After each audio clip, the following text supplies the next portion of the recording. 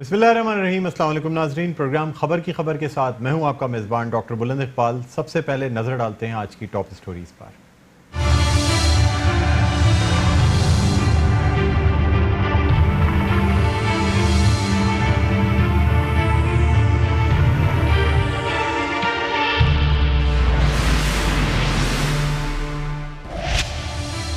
पाकिस्तान का भारत को पहला सरप्राइज। रात के अंधेरे में वार करने वाले भारत को दिन की रोशनी में मुंह तोड़ जवाब। पाक फिदाइया के जेट तैयारों ने भारत के 2 जेट तैयारे मार गिराए। पायलट गिरफ्तार। DGISPR की तस्दीक। मीडिया को ब्रीफिंग। पाक फिदाइया ने अपनी हुदूद में रहते हुए भारत के 6 अहदाफ को निशाना बनाया। हम अमन चाहते हैं, मगर भारत को जवाब देने के सिवा कोई चारा नहीं था। हमने जिम्मेदारी का सबूत दिया और अपने टारगेट को पूरा किया। पाकिस्तान का F-16 गिराने का भारतीय दावा मुस्तरद। DGISPR कहते हैं, हमने इस कार्रवाई में F-16 तैयारा इस्तेमाल ही नहीं किया। खित्ते को किसी सूरत जंग की तरफ ढकेलना नहीं चाहते। भारत को पैगाम दिया है, भरपूर जवाबी कार्रवाई की सलाहियतों के बावजूद हम अमन चाहते हैं। भारत को ठंडे दिल से पाकिस्तान की अमन की पेशकश पर गौर करना चाहिए। वजीर खारजा और DGISPR की पार्लिमानी रहनुमाओं को इन कैमरा ब्रीफिंग। पार्लिमानी रहनुमाओं का फौज पाकिस्तान के साथ मुकम्मल यकजहती का ऐलान। वज़ीर आज़म इमरान खान की एक बार फिर भारत को अमन मुज़ाकरात की पेशकश। वज़ीर आज़म इमरान खान ने कौम से खिताब में कहा कि चाहता हूँ मौजूदा हालात पर कौम को एतमाद में लूँ। भारत को ऑफर की थी, अगर शवाहिद फराम करे तो हम ताउन के लिए तैयार हैं। हमने इंतजार किया और फिर आज एक्शन लिया। भारत को जवाब देना हमारी मजबूरी बन गई थी। 2 तैयारे क्या गिरे, गीदड़ भपकियां देने वाला भारत घुटनों पर आ गया। दोगली पॉलिसी आया हो गई। भारतीय वजीर खारजा सुषमा स्वराज कहती हैं, भारत मौजूदा सूरत हाल में मजीद कशीदगी नहीं चाहता। भारत जिम्मेदारी और तहम्मुल का मुजाहरा करता रहेगा।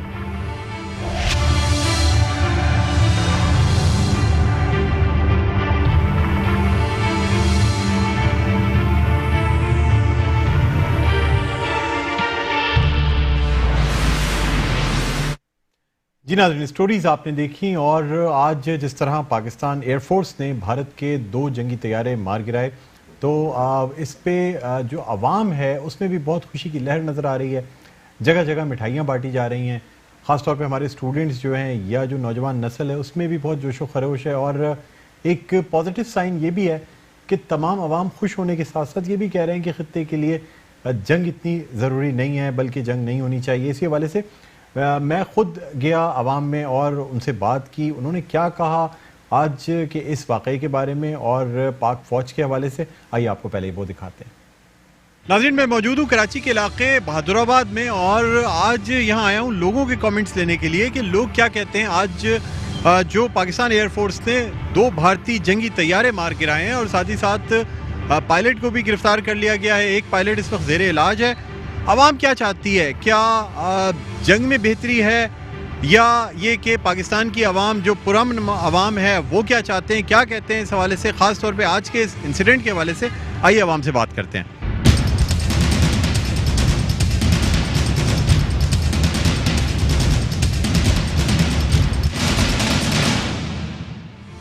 सारे मुझे डॉक्टर्स नज़र आ रहे हैं जो इस वक्त बैठे हुए हैं, तो इनसे बात करते हैं और जानते हैं कि ये क्या कहते हैं इस हवाले से।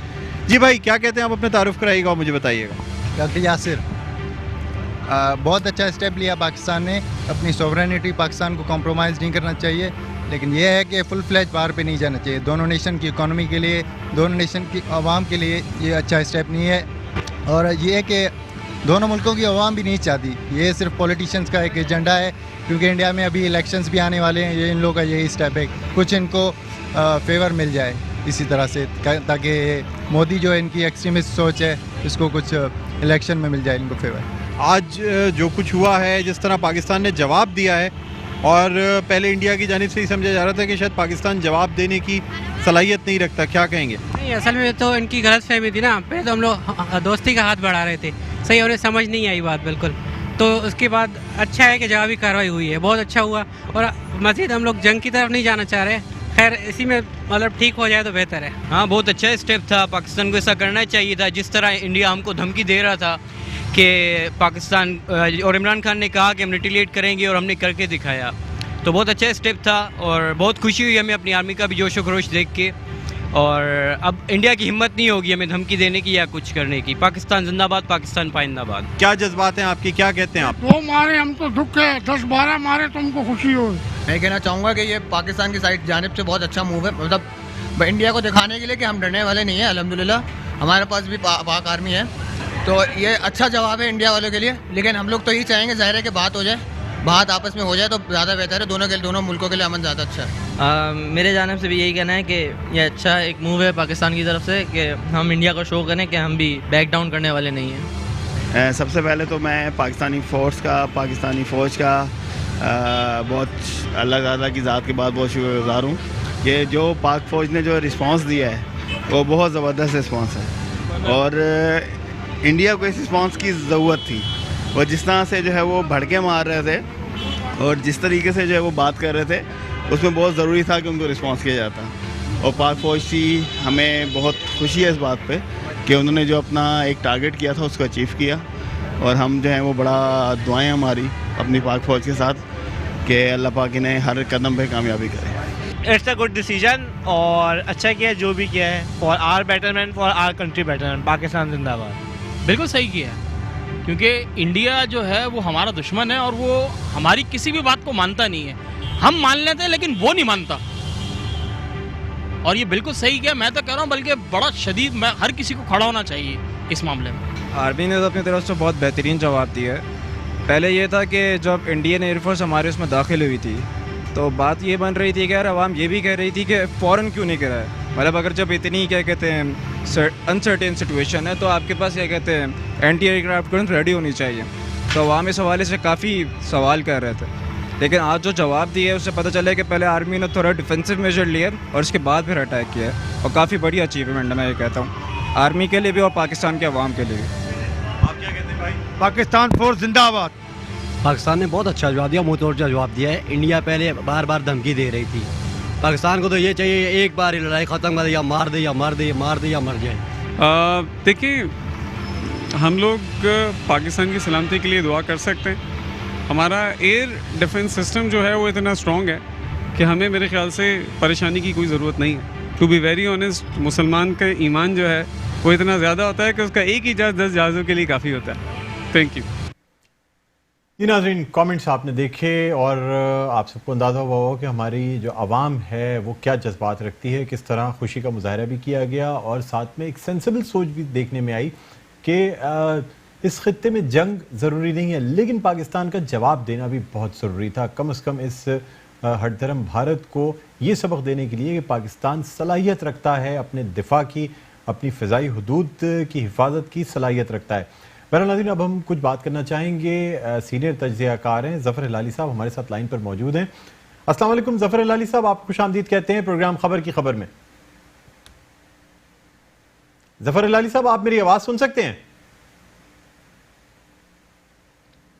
सीनियर तज्ज़ियाकार ज़फ़र हिलाली से हम राब्ता दोबारा कायम करने की कोशिश कर रहे हैं, कुछ तकनीकी वजूहात की बिना पर कॉल ड्रॉप हो गई थी। बहरहाल नाज़रीन, अब आज वज़ीर-ए-आज़म पाकिस्तान इमरान खान ने कौम से खिताब भी किया और कौम को एतमाद में भी लिया और ख़ास तौर पे ये कहा गया कि पाकिस्तान ने पूरी कोशिश की कि अमन कायम रहे और अभी भी पाकिस्तान अमन का ख्वाह है। अभी भी पहले भी भारत को पेशकश की गई थी कि अगर उनके पास कोई सबूत है, कोई ऐसे शवाहिद मौजूद हैं जिनसे पाकिस्तान की इन्वॉल्वमेंट का थोड़ा भी शुबा होता है तो वो पाकिस्तान के साथ शेयर किए जाएँ और हर सतह पे ताउन की यकीन दहानी कराई गई थी। लेकिन अब ऐसी सूरत हाल में जब भारत की जानिब से बिला इश्तियाल कार्रवाइयाँ की जा रही थीं, सर्जिकल स्ट्राइक के नाम पे पाकिस्तान में पेलोड गिराया गया यानी तैयारों की जानिब से, तो फिर इसके अलावा और कोई ऑप्शन नहीं रह गई थी कि भारत को इस बात का जवाब दिया जाता। चुनांचे आज पाकिस्तान एयरफोर्स ने और पाक आर्मी ने ख़ास तौर पर पहले 6 अहदाफ को निशाना बनाया, उसके बाद फिर 2 तैयारे भारत के जंगी तैयारे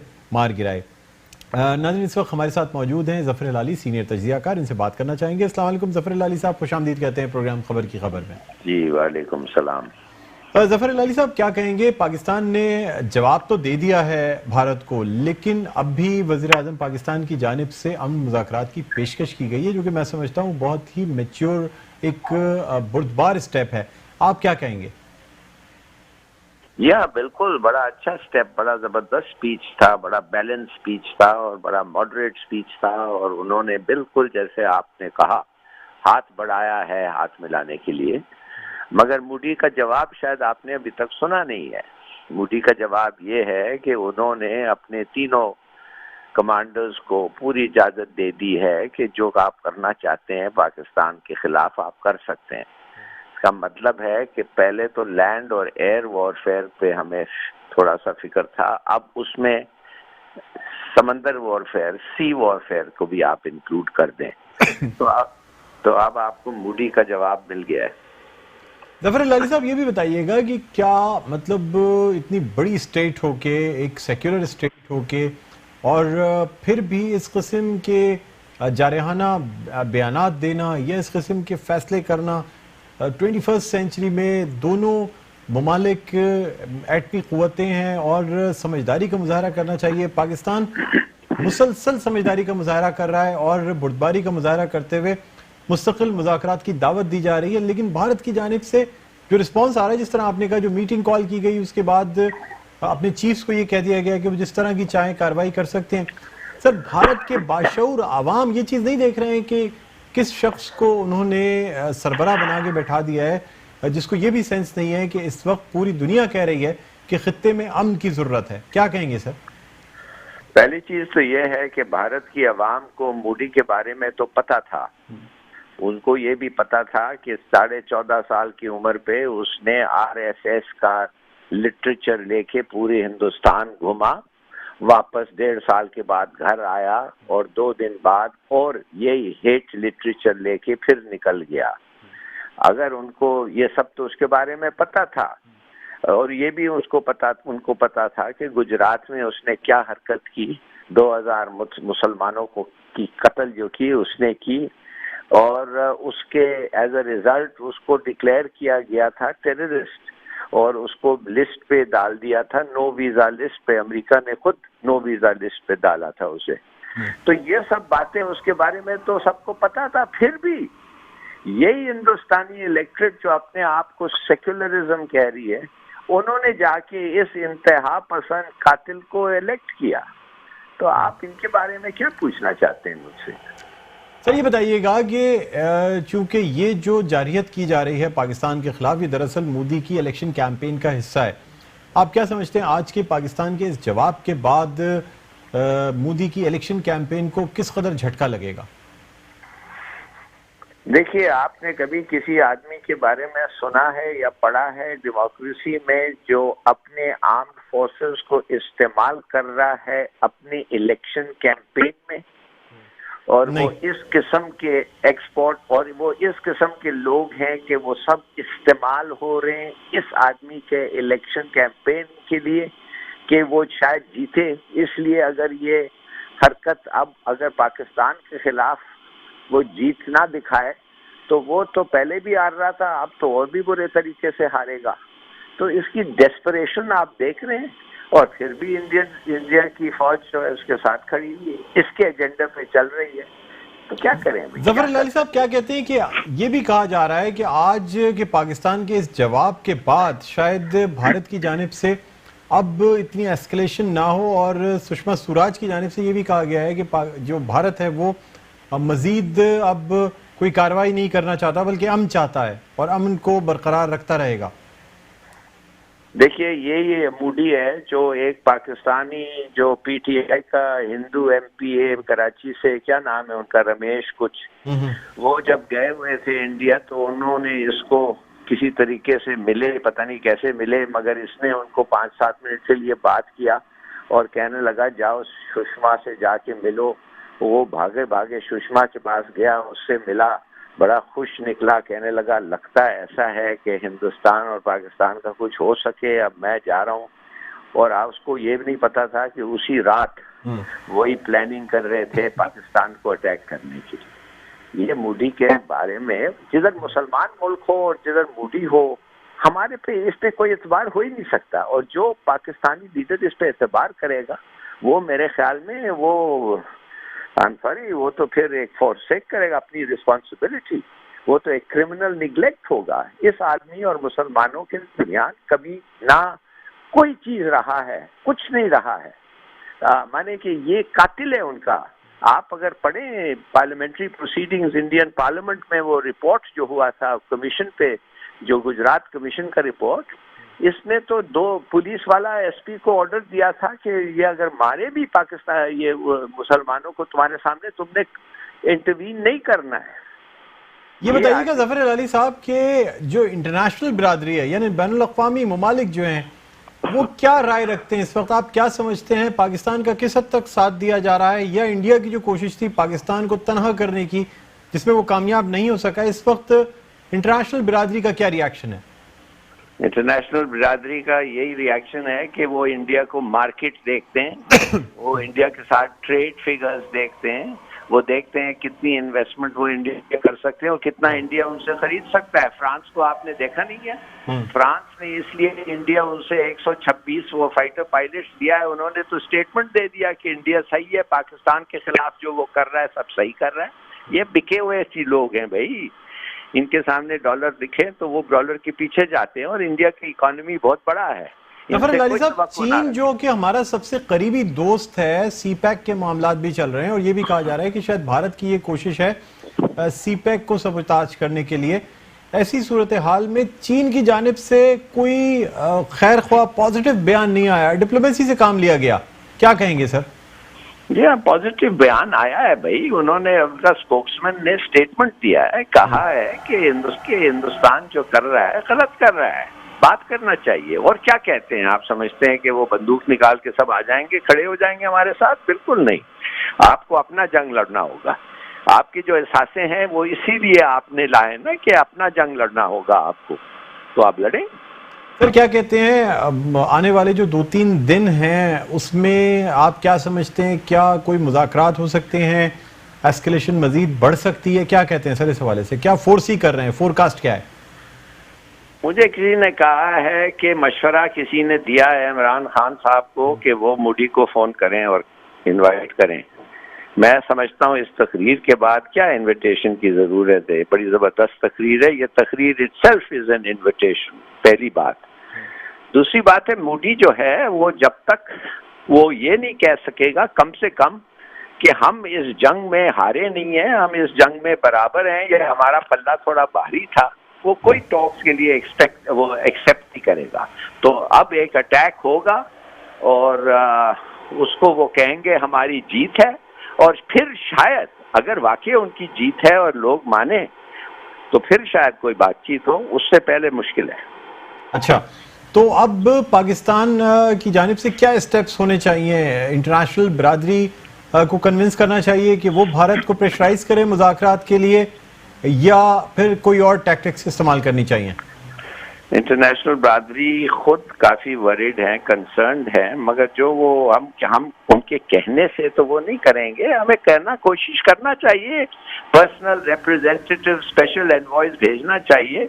ईरान तो इंडिया के गोद में बैठा हुआ है, उनके साथ को लोग भेजने चाहिए। मैं तो कहा था कि उस पहले दिन से, जब से वो इंसिडेंट हुआ था बलूचिस्तान के बॉर्डर पे, उनके लोग मारे गए थे, मैंने कहा स्पेशल एनवॉय भेजो और कहो ये हमारा कसूर नहीं है, बात करो इनसे, मगर इन्होंने नहीं किया।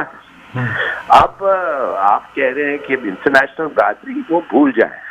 आप ऐसे करें कि जितने आपके हथियार हैं, जैसे आपको पता है, डिप्लॉय करें, तैयार रहें, और उसके बाद आपकी तैयारी में आपकी बचत है। तैयार नहीं होंगे तो मार खाएंगे। बहुत शुक्रिया जफर अली साहब, आपने मेट्रो वन न्यूज़ को वक्त दिया। नाज़रीन, छोटा सा वक्फा है, वक्फे के बाद दोबारा आपकी खिदमत में हाजिर होते हैं, कहीं ना जाइएगा, देखते रहिए प्रोग्राम पर।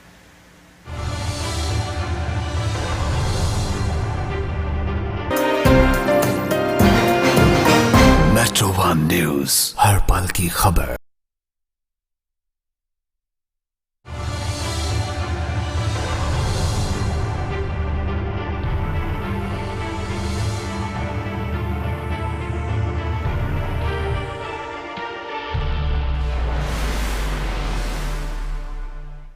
नाज़रीन, वेलकम बैक। आप देख रहे हैं प्रोग्राम खबर की खबर, मैं हूं आपका मेज़बान डॉक्टर बुलंद इकबाल। नाज़रीन, अब कुछ हम बात करना चाहेंगे जो आज भारत के 2 जंगी तैयारे गिराए गए। MiG-21 बाइसन ये तैयारे थे जो कि गिरा दिए गए, और इसमें पाकिस्तान के JF थंडर 17 तैयारों ने हिस्सा लिया। भारत की जानिब से ये दावा भी किया गया कि पाकिस्तान के F-16 पाकिस्तान का तैयारा गिराया गया है, लेकिन ISPR की जानिब से इस दावे को बिल्कुल मुस्तरद कर दिया गया, क्योंकि पाकिस्तान ने इस ऑपरेशन में ये जो तैयारे गिराए गए थे इसमें F-16 तैयारे यूज़ ही नहीं किए, यानी इस्तेमाल ही नहीं किए गए। इसी हवाले से गुफ्तगू करने के लिए हमारे साथ मौजूद हैं कर्नल रिटायर्ड असद खटक साहब। हम इनसे बात करना चाहेंगे। अस्सलाम वालेकुम कर्नल साहब। असद महमूद साहब हमारे साथ मौजूद हैं, कर्नल रिटायर्ड असद महमूद साहब, हम इनसे बात करना चाहेंगे। अस्सलाम वालेकुम कर्नल साहब, खुशामदीद कहते हैं प्रोग्राम खबर। वालेकुम अस्सलाम। कर्नल साहब ये बताइएगा कि कहा यह जाता है कि मिग 21 बाइसन जो तैयारे हैं जो रूसी साख्त के हैं और भारत जो तैयारे इस्तेमाल करता है ये किसी सूरत जेफ थंडर 17 तैयारों से मैच ही नहीं करते। ये 50 साल पुराने तैयारे हैं और पाकिस्तान के जो जेएफ थंडर 17 तैयारे हैं कहीं आगे हैं। क्या कहते हैं सर आप इस हवाले से? बिस्मिल्लाहिर्रहमानिर्रहीम। बिल्कुल मेरा ख्याल है कि मैं आपसे मुत्तफिक हूँ जो आपने ये बात कही है। मिग 21 तैयारे जो हैं सर्टली ये ओल्ड टेक्नोलॉजी के हैं और नेचुरली जेएफ 17 जो है मतलब वो इम्प्रूव्ड वर्जन के हैं, मतलब बेहतर equipment, latest equipment, radar system, weaponry system इसके अंदर। और आप ये कह सकते हैं कि सर्टली मुकाबला तो दोनों का कोई नहीं है, लेकिन अब डिपेंड ये करता है कि हिंदुस्तान अपने कौन से जहाज इस्तेमाल कर रहा है, बैटल वर्दी कैसे समझता है, एयर कम्बट के लिए किसको समझता है, और साथ अगली चीज ये आती है तो उसका अपने पायलट्स के लिए कितना ध्यान है। ये सारी चीजें तो देखने की हैं। बेसर्टली जो उनके पास बेहतर एयरक्राफ्ट आते हैं, उनके पास मिराज 2000 है, सर्टली वो है, उनको एक लिहाज से मैं समझता हूँ ये SU-30 भी टू सम एक्सटेंट एक लिहाज से बेहतर जहाज है। तो लेट्स सी कि अभी आगे क्या सिचुएशन होती है। लेकिन हाँ, मैं ये तो जरूर कह सकता हूँ कि जिस चीज की एक गलत शुरुआत जो हिंदुस्तान ने एक लिहाज से की थी, मतलब आप किसी भी मुल्क की सलामती के मामलात में मुदाखलत करें, अपने जहाज वहां पर भेजें और बम गिराएं, वहां पर पेलोड गिराने की कोशिश करें, डिस्टर्ब करने की कोशिश करें, और वो तो ऐसे ही हुआ कि जैसे पहली दफा आए तो हाथ लगा के भागे, तो उन्होंने कहा जी नहीं हम तो आपको पकड़ा ही नहीं देंगे, लाइट वेट करके निकल गए, इमीडिएटली आए और गए वाली बात है जैसे। और सुबह भी इनका इसी तरह का कोई एटीट्यूड लगता था जी कि नहीं वो फिर ऐसे करेंगे और अपनी कौम की नजरों के अंदर वो हीरो बनने की कोशिश करेंगे। लेकिन मेरा ख्याल है व्हाट अ स्प्लेंडेड परफॉर्मेंस हमारे PF के जो पायलट्स थे, और मैं ये समझता हूँ कि ये कई दहाइयों से जो कर्ज था मुसल्लह अफवाज का, डेफिनेटली जो कि एक लिहाज से हमें अदा करना था हिंदुस्तान का, वो बिल्कुल हमने आज सुबह अदा किया। और we are proud of our air force, our pilot, उनका प्रोफेशनलिज्म, उनको मैं समझता हूँ कि जिस भारत के साथ उन्होंने दुश्मन को आ लिया और आड़े हाथों लेकर उनको तबाह बर्बाद किया, और एक पायलट आपने उनका पकड़ भी लिया। वो भी सारी चीजें दुनिया के सामने, हिंदुस्तान के सामने हैं। अब दोनों को अगर जब कंपैरिजन के अंदर लेके जाते हैं कि हिंदुस्तान कहता है जी कि हमने वो सर्जिकल स्ट्राइक की और ये सारा कुछ किया, और कल के दिन में हिंदुस्तानी मीडिया जो सबसे आगे है और सबसे मैं समझता हूँ कि हीनियस, सबसे जो बुरा किरदार है वो हिंदुस्तानी मीडिया का है। कोई बात ऐसी होती नहीं, और महसूस ऐसे होता है कि ये बदला, रिवेंज, आप किसी चीज पे उभारना, हुकूमत को ताने देना, हुकूमत को मजबूर करना किसी काम के लिए, और ऐसा लगता है कि दिल्ली के अंदर बेसिकली आप नरेंद्र मोदी की हुकूमत नहीं है, बल्कि जो इंडियन मीडिया है ये वहाँ बैठा हुआ है, और ये आप इनका जो इंडियन आर्मी हेडक्वार्टर है, ये नेवल हेडक्वार्टर, एयरफोर्स हेडक्वार्टर, वो मेरा ख्याल है ये यहाँ का मीडिया चला रहा है। और इस मीडिया ने भी बड़ा बेड़ा गर्क किया नरेंद्र मोदी की तरह हिंदुस्तान का और हिंदुस्तानियों का, उन लोगों का जो समझदार लोग हैं, जो पढ़े लिखे हैं, जो इंटेलिजेंसिया है, मैं समझता हूँ कि हिंदुस्तान की, उसको भी लोगों ने तबाह बर्बाद किया, जो एक तशख्खुस था हिंदुस्तान का। वो बताइएगा कर्नल साहब कि इंडिया की जानिब से दावों को, यानी ऐसे दावे क्यों किए जाते हैं जो झूठ पर मबनी होते हैं? पाकिस्तान की जानिब से ये पायलट जो था अभिनंदन, इसको दिखा भी दिया गया मीडिया पे, तमाम सोशल मीडिया पे इसकी वीडियोस वायरल हो गई। उसके बावजूद भी भारत की जानिब से ये कहा जा रहा था कि नहीं जी हमारा कोई पायलट पकड़ा नहीं गया, हमारा कोई तैयारा गिराया नहीं गया। बाद में जैसे जैसे वक्त गुजरता गया बयानात तब्दील होते गए, यकसर तब्दील हो गए। फिर ये कहा गया कि पायलट जो है लापता है, उसके बाद फिर माना गया कि हाँ ये पायलट पाकिस्तान की हदूद में, इसका रिकॉर्ड भी गायब किया गया। सर ये क्यों टैक्टिक्स इस्तेमाल की जाती हैं? रियलिटी को फेस करना चाहिए, एक्सेप्ट नहीं करना चाहिए। मैं समझता हूँ कि जो हिंदुस्तानी हुकूमत है ये बेसिकली ना, जिसको कहते हैं हैबिचुअल लायर्स हैं, ये आदतन झूठे, मुनाफिक और मक्कार लोग हैं। ये कभी सीधी बात नहीं करते, और आप उसको तो छोड़े ना हिंदुस्तानी मीडिया को, उनकी जो मिनिस्ट्री ऑफ एक्सटर्नल अफेयर है उनके हालात देखें, आप हिंदुस्तानी हुकूमत के हालात देखें, उनके अपने वजीर आजम को देख लें, बाकी तो आप छोड़ दें। तो जब ऊपर से लेके नीचे तक ये झूठों का और मुनाफिकों का टोला होगा तो नेचुरली आप वहां पर सच तो ढूंढना मुश्किल काम है। हम तो चलो पाकिस्तान के अंदर बैठे हैं, मैं ये समझता हूँ कि जो लोग हिंदुस्तान के अंदर बैठे हैं वो बेचारे हिंदुस्तानी जो है, जिन्होंने एक लिहाज से नरेंद्र मोदी को वोट दिया था कि वो शाइनिंग इंडिया का नारा लगाकर आया था और बाकी सारा कुछ है, तो 4.5 सालों के अंदर तो इसने हिंदुस्तान को तहस नहस कर दिया है। आप जिस तरीके से देखते हैं हिंदुस्तान को इंतहा पसंद हिंदुओं के हाथ के अंदर जाते हुए देखते हैं और किसी तरह की कोई टॉलरेंस, कोई मजहबी रवादारी, किसी तरह का कोई चीज रही कोई नहीं गई। ऐसा लगता है कि मार धाड़ की, गुंडागर्दी की, बदमाशी की एक लिहाज से हुकूमत नजर आती है। जत्थों की शक्ल में ये सारे के सारे हिंदू मुसल्लह होकर निकलते हैं और उसके बाद किसी तरह का कोई जो नॉन हिंदूज हैं उनके लिए किसी तरह की कोई गारंटी नहीं है। और ये कुछ मेरा ख्याल है पिछले 5 सालों के अंदर मेरा ख्याल है नरेंद्र मोदी ने तरबियत की। और मैं ये कहने पे मजबूर हूँ कि किसी भी कौम का अगर कोई जो लीडर होता है, नेचुरली कौम उसी तरह की होती है। तो नरेंद्र मोदी तो आप सबको पता है 2002 के अंदर जो कुछ उसने गुजरात के अंदर किया, मुसलमानों को जिस तरीके से उसने वहां पर जिंदा जला दिया था, तो बेसिकली तो ही इज अ क्रिमिनल, आप ये कह सकते हैं। He is an international terrorist. वो शख्स कि जिसको हिंदुस्तान ने वीजा तक देने से इनकार कर दिया था। तो नेचुरली आप खुद सोचे कि जो खुद मुजरिम शख्स होगा वो अपनी कौम की तरबियत किस तरीके से कर सकेगा। ये हैं बड़े हार्ड अल्फाज हैं, but this is what the reality is.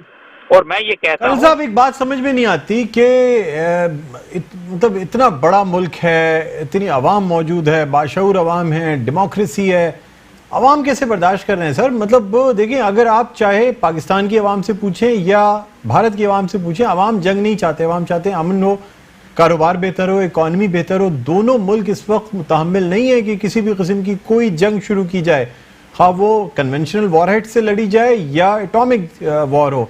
किसी किस्म की जंग का ये पूरा खित्ता जो है वो मुतहम्मिल नहीं हो सकता। सर फिर आवाम का प्रेशर क्यों नहीं आ रहा है? पॉलिटिकल लीडर्स का क्यों नहीं प्रेशर आ रहा है? इंडिया में भी एक अजीब सी चुप, यानी बहुत मीडिया अलग उनका जो है ना वो चीज़ों को कुकअप कर रहा है। पॉलिटिशियंस की तरफ से भी जिस तरह के बयानात आने चाहिए थे वो नहीं आ रहे हैं। क्या कहेंगे सर? देखिए, मैं एक चीज आपसे बताऊं, कभी ये मशहूर था जी कि पाकिस्तान जो है ना उसके अंदर बड़ी इंतहा पसंदी है, बड़ी रुजत पसंद लोग हैं, बड़ी मजहबी इंतहा पसंदी है। तो खुदा का शुक्र है कि उस इंतहा पसंदी को हमने खत्म करके हम तो बेहतरी की तरफ, पॉजिटिविटी की तरफ पाकिस्तान आना शुरू हो गया है कि बेहतर चेहरा पूरी दुनिया के सामने आ गया है। अच्छा, हुआ ये है कि इन पिछले चंद सालों के अंदर ये इंतहा पसंदी जो है वो उन हिंदुओं ने ले ली। वो आप कह सकते हैं कि नरेंद्र मोदी ने या आरएसएस ने या बजरंग दल जो है, जो इसका हिस्सा है आरएसएस का, वो उसने एक लिहाज से संभाल ली। हिंदुस्तान का इशू ये है कि 5 से 8% जो हिंदू हैं वो इंतहाई, जिसको कहते हैं शरपसंद और इंतहा पसंद हैं, एक्सट्रीमिस्ट हैं जी। उन्होंने ये 92% जो पढ़े लिखे हिंदुस्तानी हैं उन सबको उन्होंने अपनी मुट्ठी के अंदर लपेट लिया है। बिल्कुल, इन पे गालिब आ गए और इस वजह से भारत का जो इमेज है इस वक्त जो पूरी दुनिया के सामने आ रहा है वो कोई अच्छा नहीं आ रहा। बहुत शुक्रिया कर्नल असद महमूद साहब, आपने में ज्वाइन किया, मेट्रो न्यूज को वक्त दिया। यहाँ एक छोटा सा वक्फा लेना चाहेंगे, वक्फे के बाद जब दोबारा आपकी खिदमत में हाजिर होंगी तो कुछ मजीद टॉपिक्स पे बात करेंगे। सिंध फूड अथॉरिटी के हवाले से भी बात करेंगे और हम PSL 4 के हवाले से भी बात करेंगे, जिसके हवाले से एक बहुत अहम इजलास आज DG रेंजर्स सिंध और IG सिंध कलीम इमाम की ज़ेर सदारती इजलास हुआ है। क्या फ़ैसले हुए हैं, क्या इक़दाम किए जा रहे हैं, तमाम हवालों से बात करेंगे। कहीं ना जाइएगा, छोटा सा वक्फा है, देखते रहिए प्रोग्राम खबर की खबर।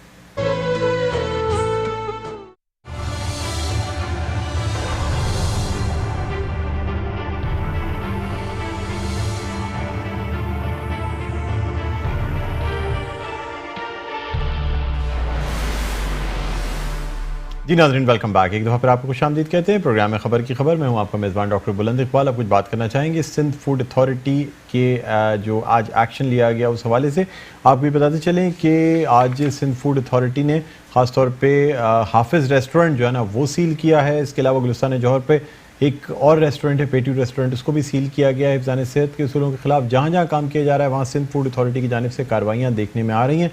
इसी हवाले से गुफ्तगू करने के लिए हमारे साथ मौजूद है हमारे नुमाइंदे बिलाल अहसन, इनसे हम बात करना चाहेंगे। अस्सलाम वालेकुम बिलाल अहसन, आप मेरी आवाज़ सुन सकते हैं?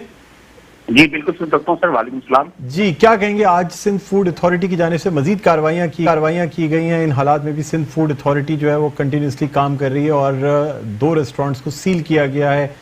एक में मेरे ख्याल में फूड कलर्स इस्तेमाल किए जा रहे थे और एक जगह जो चम्मच है, जो कफगीर है, उसमें जंग लगा हुआ था। क्या कहते हैं सर?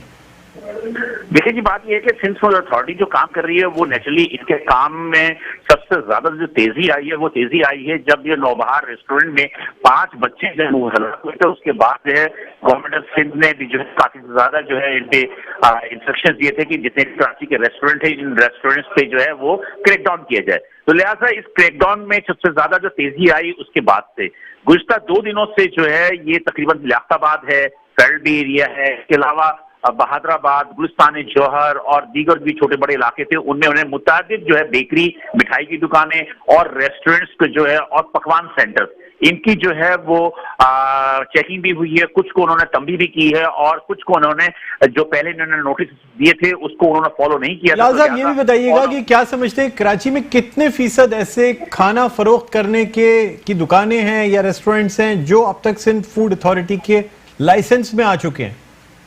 जी देखिए, बात सिंपल सा ये है कि सिंध फूड अथॉरिटी की अब तक जो एसओपी है वो एसओपी में इनका यही है कि ये पहले तमाम चीजें देते हैं। कराची शहर में तकरीबन हजारों की तादाद में रेस्टोरेंट है। उनका कहना यह है सिंध फूड अथॉरिटी का कि हम यकदम जो है तमाम रेस्टोरेंट्स को जो है वो चेकअप नहीं कर सकते। लेकिन डॉक्टर साहब, यहाँ पर एक बात मैं आया कर दूं जो कि सबसे ज्यादा शायद आपके लिए भी अहम हो। वो अहम बात यह है सबसे ज्यादा कि सिंध फूड अथॉरिटी ने जब रेस्टोरेंट्स पे छापे मारे तो ऑल पाकिस्तान रेस्टोरेंट्स एसोसिएशन ने काफी मजामत की है और इनकी हमारे इत्तला के मुताबिक बताते हैं इनकी 2 मीटिंग्स इपरा के साथ ऑल पाकिस्तान रेस्टोरेंट्स एसोसिएशन के साथ हो चुकी हैं और उनमें उनके दरमियान सिंध फूड अथॉरिटी के दरमियान ये बात मफाहमत तय पाई है कि जब रेस्टोरेंट्स पे ये छापे मारेंगे तो दोपहर के खाने के औकात पे छापे नहीं मारेंगे, रात के खाने के औकात पे छापे नहीं मारेंगे। इसके अलावा रेस्टोरेंट में जब छापे मारेंगे तो ये मीडिया को साथ लेकर नहीं जाएंगे। तो ये तमाम चीजें बिल्कुल, बहुत शुक्रिया बिलाल हसन, आपने ज्वाइन किया हमें। और जाहिर सी बात है क्योंकि रेस्टोरेंट्स तो ये नहीं चाहते कि किसी भी तरह उनका नाम और उनकी जो फुटेज है वो मीडिया पे आए, इसलिए कि एक तरफ रेस्टोरेंट सील भी होता है और फिर साख रेस्टोरेंट की हमेशा के लिए ख़राब होती है। लेकिन मैं समझता हूँ कि सिंध फूड अथॉरिटी जिस तरह काम कर रही है, मज़ीद फाल करने की ज़रूरत है, मज़ीद छापों की ज़रूरत है।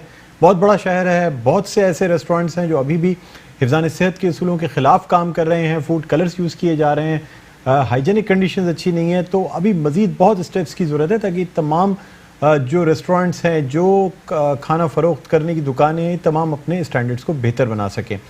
नाज़रीन, आप कुछ बात करना चाहेंगे PSL 4 के हवाले से? और पाकिस्तान सुपर लीग का सीज़न 4 अपनी फुल स्विंग में है। कराची में जो 5 मैचेस होने वाले हैं उनके हवाले से सिक्योरिटी के हिफाजती इक़दामात, इसके हवाले से आज एक अहम इजलास मुनक़िद हुआ। DG rangers Sindh major general Mohammad Saeed और IG सिंध कलीम इमाम की ज़ेर सदारत सिक्योरिटी के हवाले से, सिक्योरिटी इक़दामात के हवाले से ये इजलास हुआ और इसमें ये कहा गया कि इंटरनेशनल यानी बैनुल-अक़वामी मेयार की सिक्योरिटी दी जाएगी, न सिर्फ खिलाड़ियों को, मंदूबीन को, बल्कि तमाशाइयों को और तमाम स्टाफ को जो गैर मुल्की होंगे उनको इंटरनेशनल लेवल की सिक्योरिटी फराहम की जाएगी। इसी हवाले से गुफ्तगू करने के लिए हमारे साथ मौजूद हैं हमारे स्पोर्ट्स के इंचार्ज और लेजेंड क्रिकेटर साजिद खान साहब। इनसे हम बात करना चाहेंगे। साजिद खान साहब, खुशामदीद कहते हैं प्रोग्राम खबर की खबर में आपको। बहुत शुक्रिया डॉक्टर मौलाना इकबाल साहब। या यकीनी तौर पर जिस तरह सिक्योरिटी इदारे ने तमाम लोगों को क्लियर बता दिया, पाकिस्तान सुपर लीग के जो मैचेस खेले जाएंगे हर तरीके से सिक्योरिटी की है। रेंजर जनरल सलाउद्दीन साहब के इजलास जिस तरह हुआ और जिस तरह हमारी तमाम सिक्योरिटी इदारे अल्हम्दुलिल्लाह जिस तरह पाकिस्तान सुपर लीग कामयाब बनाने में 3rd एडिशन में कामयाब, 4th एडिशन में इसी तरह कामयाब होंगे अल्हम्दुलिल्लाह, क्यों ना इंशाल्लाह। हमारे कामयाब। साजिद भाई, मेरा सवाल भी सुन लीजिएगा। मैं आपसे ये भी पूछना चाहूंगा कि तमाम सिक्योरिटी इक़दामात किए जा रहे हैं, लेकिन आज कुछ ज़राए के हवाले से या कुछ ऐसी खबरें फिजा में घूम रही थी कि शायद फाइनल जो है PSL का वो कराची में मुनक़िद ना किया जाए अगर इस किस्म के हालात रहे। इस हवाले से पहले तो ये भी कहा जा रहा था कि कोई मीटिंग हुई है, बाद में ये पता चला है कि 2 दिन के बाद मीटिंग होगी और ये फैसला किया जाएगा कि आया, कराची में इस फाइनल का इनेकाद किया जाए या ना किया जाए, क्या कहेंगे आप इस हवाले से?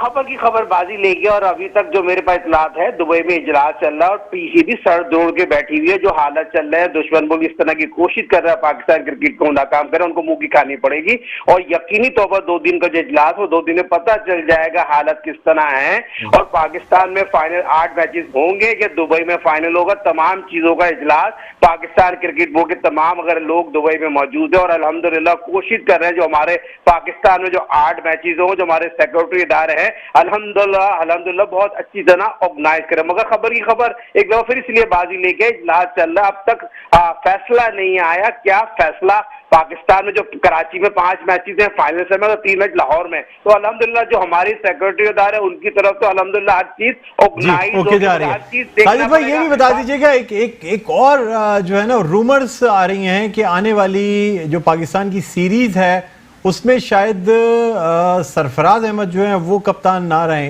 इस खबर में कहां तक सदाकत है?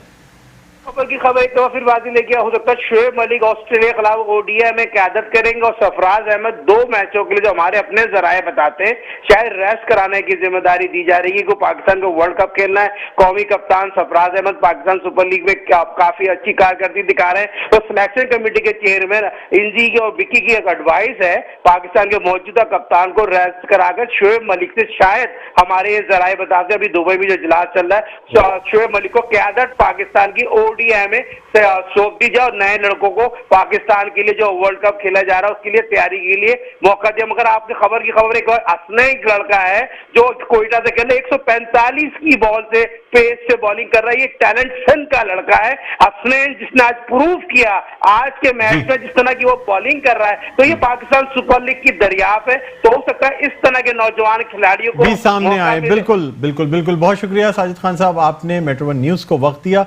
नाज़रीन अब देखना यह है कि पाकिस्तान क्रिकेट के हवाले से PSL 4 के हवाले से क्या फैसले किए जाए, किस तरह से ये जो जिस सिक्योरिटी में इन मैचेस को कराची में होना है, क्या वाकई ये फैसला किया जाता है कि फाइनल कराची में खेला जाएगा। कुछ थोड़ी सी रूमर्स हैं, लेकिन इंशाल्लाह अगर हालात बेहतर होते हैं तो हम देखेंगे कि वाकई कराची में जिस तरह की तैयारियां चल रही हैं, जिस तरह मुख्तलिफ मकामात को सजाया जा रहा है, स्क्रीन्स लगाई जा रही हैं, लोगों के बैठने का बाकायदा स्टेडियम स्टाइल की जो सीटिंग है वो हमें शाहराह फैसल पे और जो 10 मकामात पॉइंट आउट किए गए थे उनमें तेज़ी से काम जारी है और स्टेडियम का काम भी बहुत तेज़ी से कंप्लीट किया जा रहा है। लगता है ऐसा है कि इन मैचेस के इनेकाद से कबल जो है स्टेडियम की छत लगाने का काम भी कंप्लीट कर लिया जाएगा।